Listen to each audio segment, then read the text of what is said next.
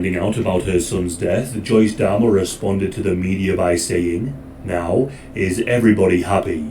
Now that he's been bludgeoned to death, is that good enough for everyone?" The victim... Damn. That's deep. That is deep. How is, like, I can't even imagine, like, as a mom, how you feel. But, yes, I'm happy, nigga. Yes. What? Yes. I could go to sleep. Yes. I am. Yeah, do my little. YouTube. I gotta be a little bit more serious on it. We're on a serious topic. The death of Jeffrey Dahmer. Yes, I'm coming back with a Jeffrey Dahmer video. Yes.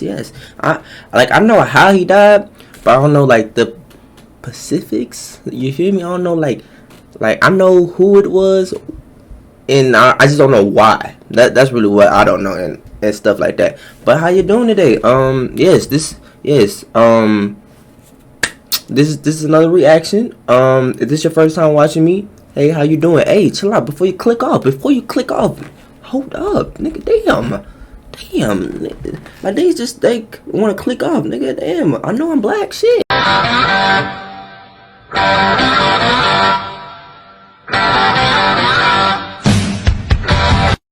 Anyway. How you doing? This not a. It's an. I'm gonna say education. I've been watching too much Flight. This is not an education. Let's get into the video. Let's get into the video, bro. I can't talk today. This case takes place on the 28th of November, 1994, in the Columbia... Hold up. Is we in hell right now? What the fuck? Correctional Institution in Wisconsin, USA.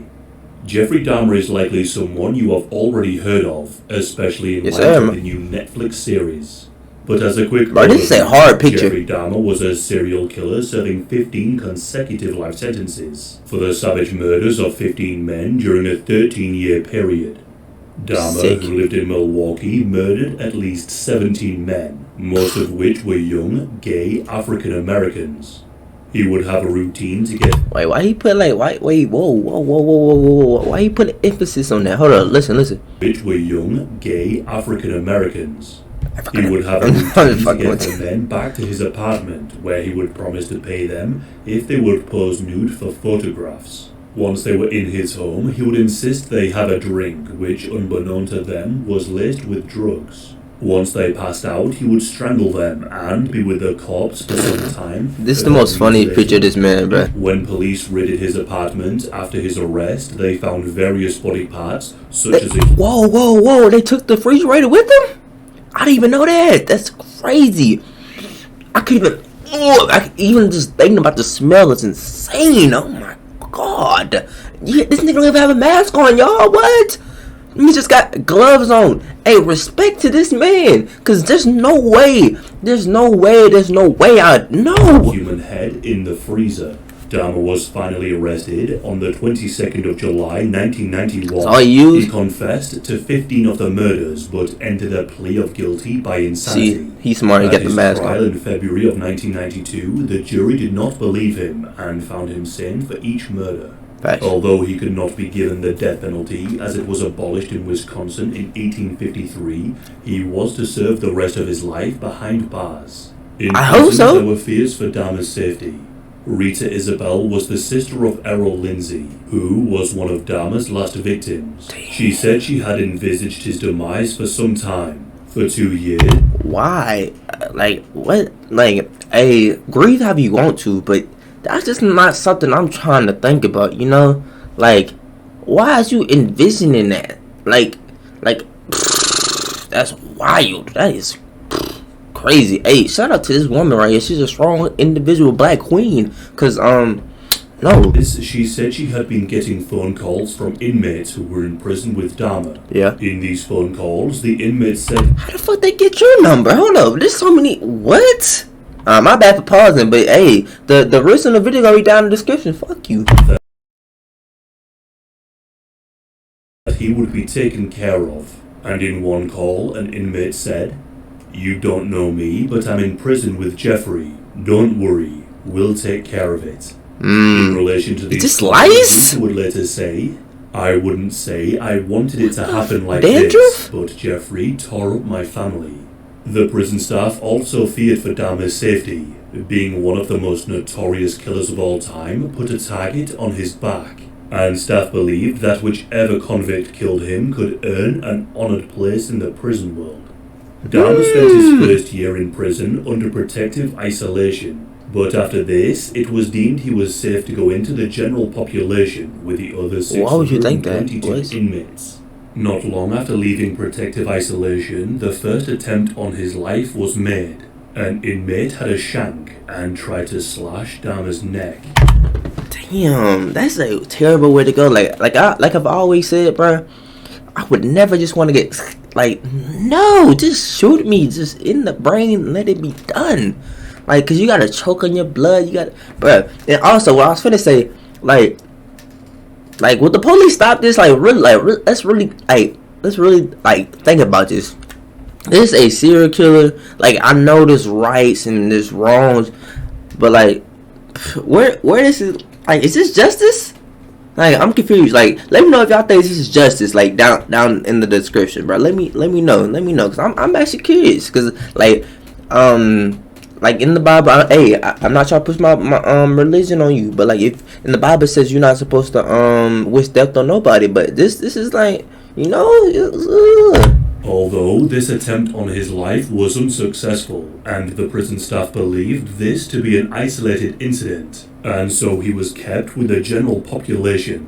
However, 2 years later, Dahmer would meet his demise at the hands of inmate Christopher Scarver on the 28th of November 1994. Like Dahmer, Christopher entered the prison around the same time. Oh my god, what is that? Does that nigga have a break? Yeah, he's a menace.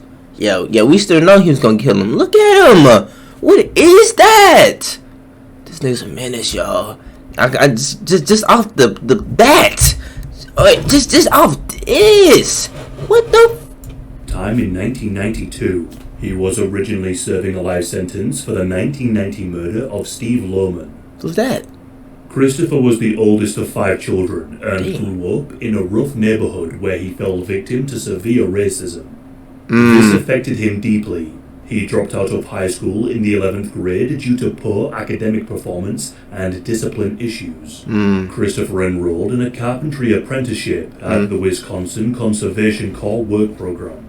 Being a high school dropout, he believed this was his best chance at full-time employment, and this was even promised to him by the then program leader Edward Patz upon the completion of his course.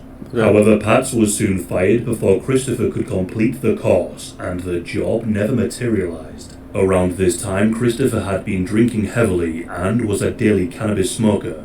He had also started listening to a voice inside his head, which had declared itself as... Nigga, how you know? What the hell? How you know? But let me take it back. Let me see what you gonna say. He had also started listening to a voice inside his head, which had declared itself as the chosen one. The voice had told him to return to the training center and confront them about his supposed job. On the 1st of June 1990, Christopher did return. He found 27-year-old Stephen Lohman, who had replaced Pat, and the site manager, John Fayen. Christopher demanded money and quickly pulled out his gun and pointed it at Lohman. But when... Hold on, real quick. I think the chosen one, like, in your head, would be very hard if it was used correctly. Like, you know how sometimes you doubt yourself, then that the chosen one comes like, bro, you're that gal, you're that guy, man. Come on, you gotta rock in. You're him, you're her. There's no messing up, bro. Just focus on this and you got it. Simple. That Hey, we all need a chosen one inside of us, but a good one. Chill out. Lohman could only offer Christopher $15. I'm sick of this slice in my face. Flew into a fit of rage and shot Lohman in the head. Hold on. How much money? Rage and shot Lohman in the head. But when Lohman could only offer Christopher $15, Christopher flew into a fit of rage. Nigga, I will too. Shot Lohman in the head. Nigga, 15? This killed him instantly, but Christopher decided to shoot his body multiple times. In a desperate bid to save his life, Fayen gave Christopher a $3,000 check and his credit card. Thankfully, he was able to escape with his life when Christopher went to go and check on the body of Lohman. Shortly after this, Christopher was arrested, and in his possession he had the gun, check, and cash from the attack. Stupid. He had been kicked out of his mother's house for his alcohol abuse, and had recently discovered that he was going to become a father, and now he was being arrested for murder.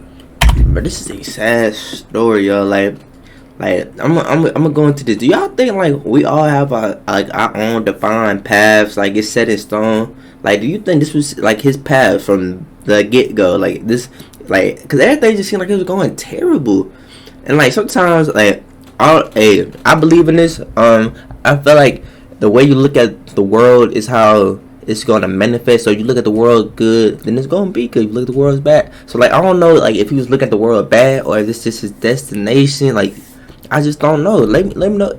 Also let me know that down in the comments. But we're gonna have a good discussion. Come on, let's talk about it. He was later sentenced to life for the murder of Steve Lohman, and when speaking of his crimes, he said that he knew what he did was wrong, but he did not know why he snapped the way he did. He had not previously been in trouble with the law and had no prior convictions. He was later diagnosed with schizophrenia after complaining of experiencing delusions. In 1992, he arrived at the Columbia Institution where he would come into contact with Dahmer. Although they did not speak in prison, Dahmer's notoriety meant that he became a target for Christopher, who later admitted that he carried newspaper clippings of the crimes of Dahmer, which would repulse and anger him. He also claimed that Dahmer would offend other inmates, while most inmates would be See, that's what it got you at, bro. You being cocky. Hey, but he like I wonder like what type of person Dahmer was. Like he just seemed like he like when I was watching the videos, bro. It's like he was just smart as hell and just cocky with it. He was like the police would pull up and he like, man, it's nothing. And they be like, all right, take the word, and then just dip. And now he's just talking to the inmates. Never me. repentant about committing such crimes. Dahmer was not. In fact, Christopher claims that Dahmer would play pranks in his Milwaukee cannibal persona, where he would shape food into body parts and squirt ketchup on them to mimic the blood and eat them. There are also rumors that Dahmer had a Cannibals Anonymous meeting poster in his cell, and when guards would go and cuff him, he would warn them that he bites. Although these claims are denied by Gerald Boyle, in this gun, shoot. The fuck? who defended Dahmer in court. He said, "He killed people, but he didn't taunt people. I never saw him do anything that would lead me to believe that he would mimic the deaths he caused. Get off that nigga dick, bro. What is you doing? I just don't believe that." Maybe what Gerald said is true, but I think it's worth mentioning that at school, Dahmer would play practical jokes and do impressions of people in a goofy way. So much in fact that the kids at school coined the phrase, doing a Dahmer. Perhaps shaping his food into the was his way of trying to be accepted by the... Bruh, this nigga was a fashion model. Y'all look at this man.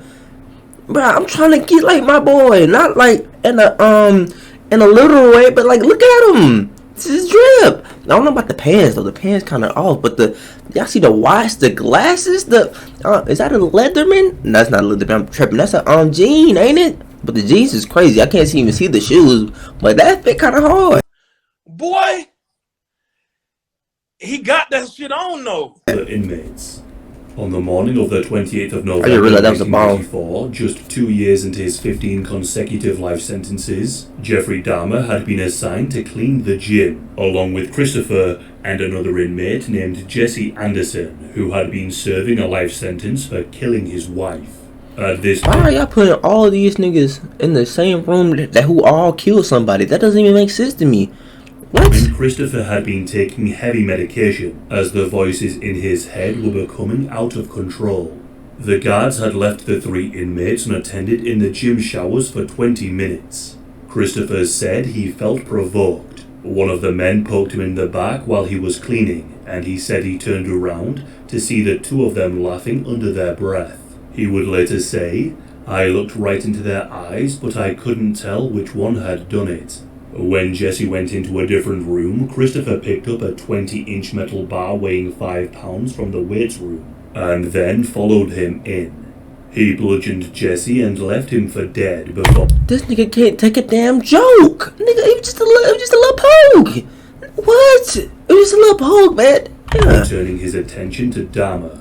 He confronted Dahmer about the crimes he had committed and asked him, "Did you really do those things?" To which Nah, nigga. Nah, I ain't even do nothing. It just in the news, nigga. I ain't never killed. Man, what the? What are you talking about? What?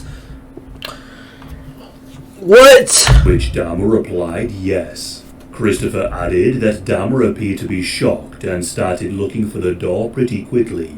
Christopher blocked the exit and began to strike Dahmer repeatedly. After the attack, Christopher walked slowly back to his cell. As he passed a prison guard, he said, "God told me to do it. Jesse Anderson and Jeffrey God? Dahmer are both dead." At 8:10 a.m., guards found Dahmer lying on the floor of the gym bathroom with extreme head injuries. He had been hit repeatedly in the face with the iron bar, and his head had also been slammed against the wall multiple times. Although he was found alive, he died an hour later in hospital. Eerily, he did not make a sound during any of the attack. Jesse Anderson. That nigga didn't make no noise. So you just damn, like he just getting his beat in like.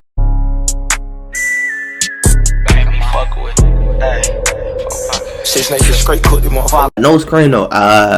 Stop. No. Like nothing. That's wild. That's some. Hey, that's some ghost. But that's crazy. Like, bro, even when I stubbed my top, like, damn it. Like he wasn't like, damn, ow, fuck. No, like he wasn't like nothing. also had severe head wounds. That's and wild. died in hospital 2 days later. The motives behind the killings are not fully understood, and there are multiple opinions. Is crazy. One opinion is that the killings were due to racial tensions. This is because many of Dahmer's victims were young black men, Makes and sense. Jesse Anderson had attempted to pin the murder of his wife on 2 black men. But the law does not officially think that the murders were racially motivated. Another is that the attack was pre-planned. Why did the guards disappear for 20 minutes? Thank you. That's what I was just thinking about. Like 20 minutes, 3 killers in the same room. Don't even make sense. And there's a black individual in there, and we know Jeffrey. I'm not saying like it's racially motivated, but I'm just saying like it just don't add up. You know who you're dealing with, the most notorious serial killer at the time, and you just leaving him alone? Like what? It's leaving a high-risk inmate with a violent psychopath. Christopher has stated that the attacks were not pre-planned, but later admitted that he concealed the iron bar used to kill both men shortly before the killings. So then it was pre-planned, you dumbass. Yeah, this nigga's insane. Yeah, because he don't even realize it was pre-planned. If you already get an iron bar and hide it, then you already thinking of. Okay. Christopher himself has said he killed Dahmer not because of the twisted, sadistic nature of his crimes, but because when he looked into Dahmer's eyes, he seemed unrepentant about it. He even said he made jokes about the crimes he committed. After finding out about her son's death, Joyce Dahmer responded to the media by saying, "Now, is everybody happy? Now that he's been bludgeoned to death, is that good enough for everyone?" The victim... Damn. That's deep. That is deep. How is, like, I can't even imagine, like, as a mom, how you feel. But, yes, I'm happy, nigga. Yes. What? Yes. I could go to sleep. Yes. I am. Yeah, do my little jig. Yes. I'm like, what? His families also had mixed reactions. Some were joyous and celebrated, but others felt an injustice. Catherine Lacey, the mother of Oliver Lacey, said, "The hurt is worse now, because he is not suffering like us." Damn. I ain't thinking like that. Damn. See, this is just a sticky situation, man. It's like no matter what, you don't win. You can't win. It's like there's no even trying to win. It's just like Man. District attorney who prosecuted Dahmer said that it was important that Christopher did not become a folk hero, stating that Dahmer's death was still a murder. After being arrested for the double murder, Christopher used his history with mental illness as a reason to plead insanity. He declared himself the chosen one after killing his first victim, Loman, and also claimed the voices were telling him to do it. With this taken into account, he was treated with antipsychotic medication and had spent a period of time in the mental health wing of the hospital. In the case of Dahmer and Anderson, Christopher was deemed sane and fit to stand trial. Later, he changed his plea to no contest. In exchange for being transferred to a federal penitentiary, he was given an extra 2 life sentences. Dahmer had stated in a will that he wished for no services to be conducted and that he wished to be cremated. In September of 1995, Dahmer's body was cremated and the ashes were split between his mother and father. After the murders, Christopher continued to live in torturous existence. I wonder what they did with the He claimed that he spent over a decade in solitary. The cremate parts. Like, what the cremate? Like, what is that? What is it called? The ashes. The ashes. I wonder what they did with the ashes. They spread them somewhere you want it to be spreaded. Like I'm curious. Confinement in a cell with no windows, which reached 100 degrees Fahrenheit in the summer. Christopher filed a lawsuit against the state for violating his constitutional right not to be subjected to cruel and unusual punishment. He stated that he had requested to move from the Supermax for 3 years, with the district court determining that conditions at Supermax are so severe and restrictive that they exacerbate the symptoms that a mentally ill inmate exhibit. Many of the severe conditions serve no legitimate benefit. They can only be considered punishment for punishment's sake. However, due to Christopher's mental health and attempts to take his own life, it was argued that no deliberate attempt to cause him undue distress and exacerbate his mental illness was intended. Things like the lights being left on 24/7 in his room was for his own safety, and the removal of items was so he did not injure himself. Based on this, the case was thrown out of court despite backup from other inmates. After the death of Dahmer, the Oxford apartments where Dahmer lived and killed 12 of his victims was torn down, and the site has remained vacant even to this day, even though there have been various plans over the decades to build a memorial park in the memory of the victims. Oddly, 11 of the victims... I don't know how, like right there?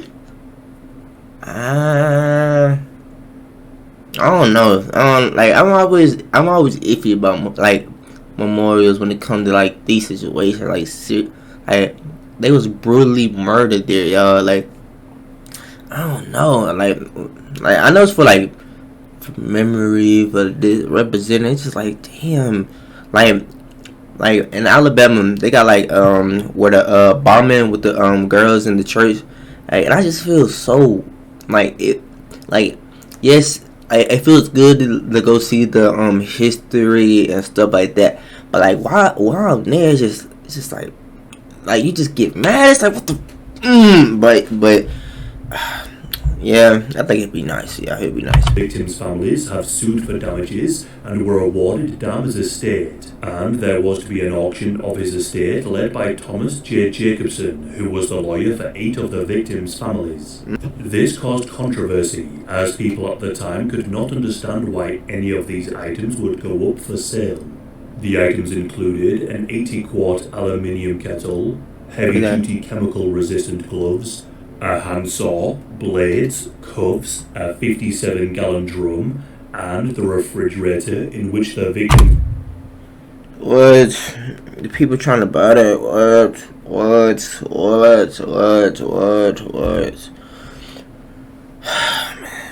Man. I think the more I watch these videos, the less I'm surprised by the bullshit. I'm less surprised. I'm less surprised. Y'all, what? I can't even fathom. I can't even create words out of my mouth. Like what? Body parts were found. The victims' families wanted to auction off the items for $1 million.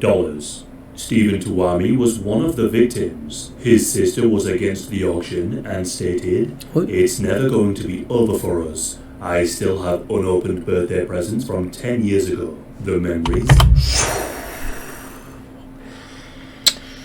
Man, This is a sick world, man. are still there. Eventually, in light of not wanting Dahmer's memory to live on, a civic group known as Milwaukee Civic Pride was quickly established, and they raised funds to purchase and destroy Dahmer's possessions. The group quickly raised over $500,000, with $100,000 coming from the real estate magnate Joseph Zilber, who stated he wanted nobody to see this freak show. 8 of the 11 families agreed to the deal, receiving $32,000 each, and Dahmer's possessions were destroyed or sent to undisclosed landfills in Illinois. Although some people have said that they already have some of Dahmer's belongings. What? Our family friend said that he and Jeffrey Dahmer's father took a lava lamp, black dinnerware, a meat tenderizer, bikini underwear, a bed, and other items from Dahmer's apartment after he was arrested, which raised a debate whether or not it was wrong for the victims' families to try and benefit in some way after the loss that was forced upon them.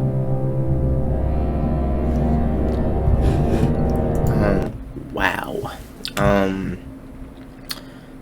Every time I watch this, man, I just like I'm always left at the end disgusted. Like with him, with his actions, with the way he thinks, the way he acts, just him as a person. Like how could you even do this? Why? What the? I'm going to finish you off. She cannibalized her brother. Anyways, if y'all like my reaction, you like my voice, you like seeing me, make sure you like, comment, subscribe, and I'm gonna keep pumping out videos, and I'll see y'all in the next video. Thank y'all for watching. We out of here.